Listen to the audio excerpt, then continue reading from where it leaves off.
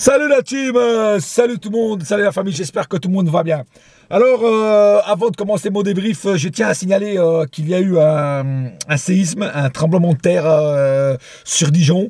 Ça a été notifié 8 sur l'échelle de Richter, pardon. Et vu que l'échelle de Richter a 9, Dijon a complètement été détruit. Voilà, la ville de Dijon n'existe plus.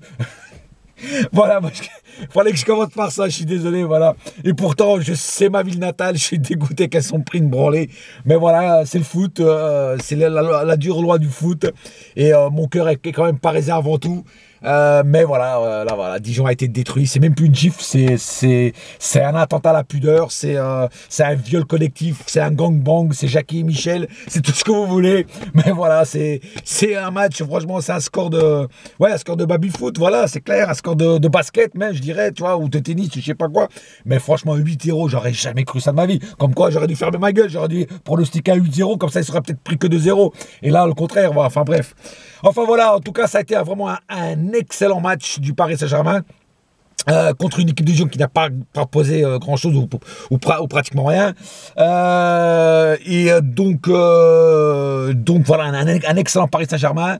Bon, vitesse, percussion, dribble, enfin il y a tout eu dans ce match-là. Des joueurs tous bien concernés et bien concentrés dans le match. Ça fait plaisir de voir un PSG jouer comme ça. On ne peut pas dire ça à tous les matchs. Il y a des matchs un peu plus compliqués. Mais voilà, en tout cas, ce soir on s'est régalé. Tous les supporters se sont régalés. On a entendu tout le long, d'ailleurs, un petit dédicace aux ultras et aux supporters qui étaient au Parc des Princes, parce que tout le long du match, ils ont chanté. Je crois qu'ils ont chanté toutes les chansons qu'il y a sur le Paris Saint-Germain. Ils avaient le temps de faire vraiment la panoplie complète. Voilà, donc un grand bravo à eux. Et donc voilà, un bon match, quoi. Autant la première mi-temps comme la deuxième mi-temps, on s'est régalé, quoi. Voilà, on s'est régalé. Alors on va faire tout de suite le cas par cas. Alors Areola, il était pratiquement en vacances, voilà, il était au Club Med à Miami, parce que le mec, il nous a fait un plongeon 2 vers la fin, mais la plupart du temps il était tranquille. Donc voilà, pas plus à dire sur Areola. Passons tout de suite à la défense. Alors la défense, alors j'ai adoré Meunier. Déjà j'ai eu un plaisir énorme de revoir Meunier titulaire. Et franchement il m'a régalé, Meunier. Il a fait un match très sérieux, très concerné, voilà, et rien à dire sur Meunier. Cet homme mérite d'être titulaire à chaque match. J'adore Dani Alves, mais ce mec mérite d'être titulaire à chaque match parce qu'il a un grand potentiel et le mec, franchement, voilà, c'est un mec qui donne et qui mouille le maillot. Donc j'espère le revoir souvent titulaire. Thiago Silva a fait son match. Voilà, il a mis un mur en béton dans la défense. Voilà, c'est du Thiago Silva. Voilà, rien à dire sur lui non plus. Kimpembe, pareil. Kimpembe, il a mis des fers bétonnés et personne passait. Donc voilà, pareil, un match extraordinaire de Kimpembe. Yuri Berchiche, il a fait un match bon. Franchement, très bon même. Voilà, il a fait ce qu'il fallait. Il a pas fait beaucoup d'erreurs, moi pratiquement pas d'ailleurs. Non, bien concentré Berchiche. Franchement, déjà beaucoup mieux que Kurzawa. Bon, il a raté quelques centres, mais ça, j'ai remarqué que ce soit Kurzawa ou Berchiche, ils ont des problèmes pour les centres. Ils n'arrivent pas vraiment bien à centrer. Mais sinon, le reste, franchement, ça a été. Berchiche, ce soir, j'ai trouvé bon à son poste. Rien à dire sur Berchiche ce soir. Passons tout de suite au milieu de terrain. Le milieu de terrain, franchement, Verratti, encore une fois, énorme. Voilà. Qu'est-ce que tu veux que je dise de plus sur Verratti? Verratti, le mec, il a tout fait ce soir. Il courait dans tous les sens. Il volait la balle à tout le monde. Voilà, du Verratti, quoi. Il n'y a pas plus à dire, du Verratti. Voilà, c'est tout. Draxler, pareil. Draxler a fait un bon match. Voilà, il piquait souvent la balle. Bon, c'est pas encore le Draxler à 100%, mais franchement, j'ai bien aimé la pression de Draxler ce soir. Mais il peut faire mieux, hein. Franchement, il peut faire beaucoup mieux, Draxler. Hein. Mais bon, en tout cas, rien à dire encore ce soir sur Draxler. Un bon match de sa part. Lo Celso. Alors, Lo Celso est de plus en plus de fois titulaire. Emery le met de plus en plus de fois titulaire. Et ça fait plaisir. Voilà, ça fait plaisir parce que le mec, il a fait un bon match. Voilà, concentré, rien à dire, encore une fois. Voilà, le mec, il n'est pas du tout personnel. Il passe les balles. Donc, vraiment, rien à dire sur le match de Lo Celso. Et je tiens à dire justement sur la rumeur, soi-disant que Lassana Diarra c'est pratiquement fait. C'est ce que j'entends, les rumeurs, c'est pratiquement signé, je sais pas quoi. Bon, moi, il n'y a encore rien d'officiel sur la salle du PSG. Tant que c'est pas officiel, moi, j'y croirais pas. Mais moi, je trouve que c'est quand même une erreur de le faire venir parce que ça va plomber ce joueur-là, Lo Celso. Ça va le plomber.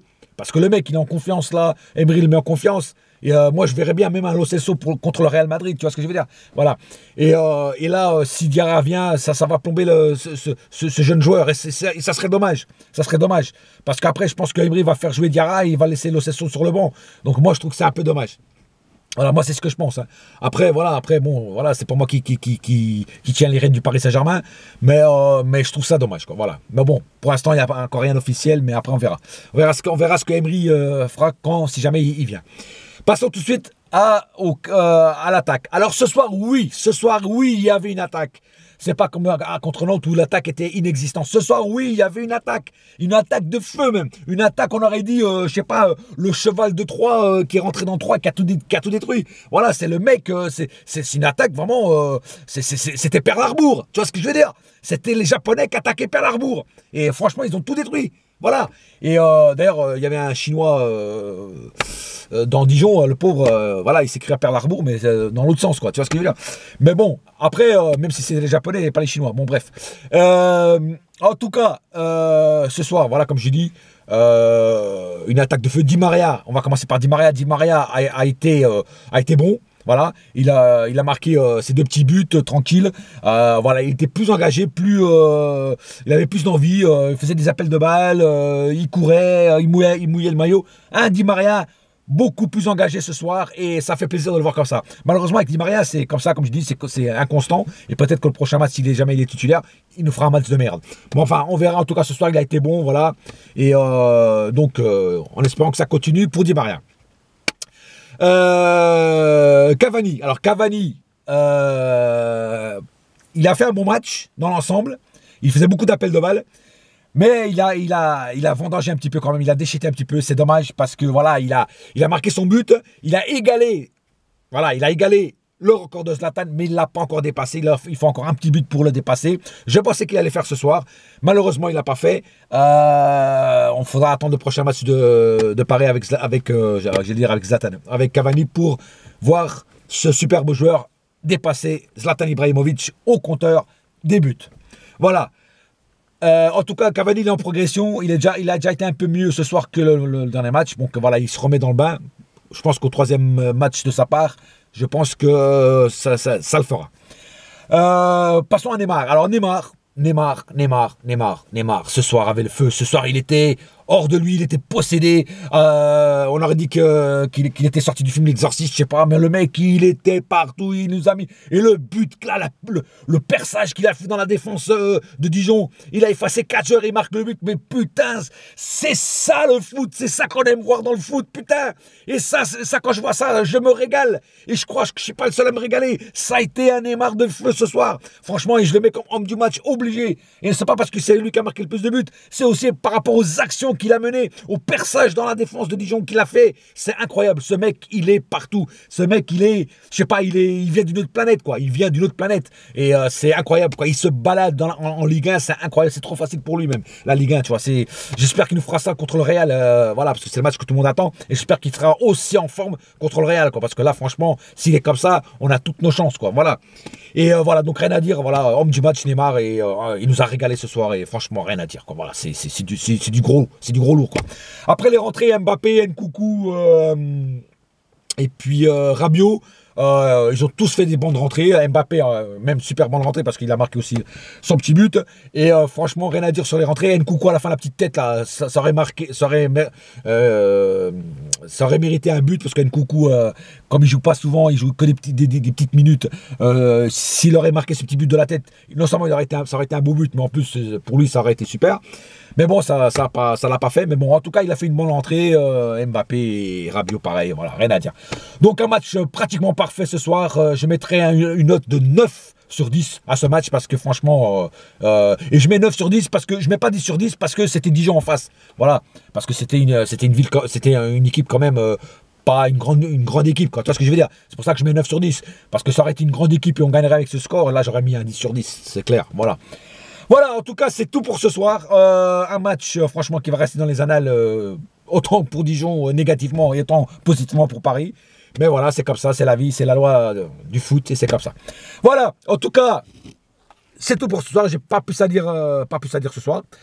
Rendez-vous pour le prochain match du Paris Saint-Germain qui est contre Lyon. Et là, ça va être un peu plus dur, je pense. Mais j'en reparlerai dans ma vidéo de pré-match. Sur ce, la famille, bonne soirée à tous. Et n'oubliez pas une chose, ici c'est et ça restera toujours Paris! Yes! Putain, il n'y a plus de lumière, mais c'est pas grave. On a éteint le parc ce soir. Ouhou, mais du côté positif. Allez, ciao la famille. Et la saga continue. Oh ouais. Oup.